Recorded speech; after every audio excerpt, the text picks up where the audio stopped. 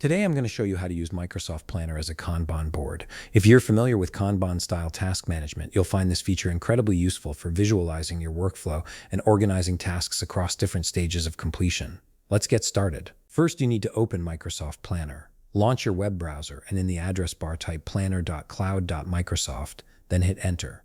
This will take you directly to the Microsoft Planner login page. If you haven't logged in recently, you'll be prompted to enter your Microsoft account credentials here.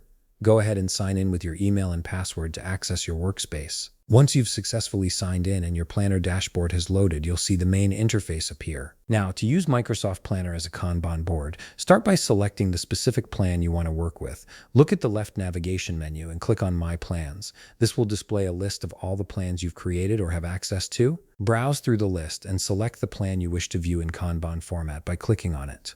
After clicking on your chosen plan, you'll be taken to the Plan Overview page. If you're used to working with Kanban boards for managing tasks and workflows, you'll find this next step very straightforward. At the top of your screen, locate and click on the Board View option. This is where the magic happens. By selecting Board View, your tasks will instantly transform into a Kanban-style layout, giving you a visual representation of your workflow across different stages. From this board view, you have full control over your Kanban setup. You can add new tasks by clicking the plus icon within any bucket, which functions as your columns in a traditional Kanban board. Additionally, you can customize bucket names to match your workflow stages, whether that's to do, in progress, and done, or any other stages that suit your process. What's particularly handy is that you can rearrange these buckets by simply clicking and dragging their names to reorder them according to your preference.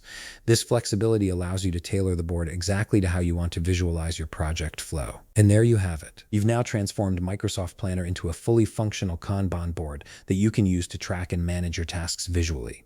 If you found this video helpful, please leave a like, subscribe, and see you in the next video.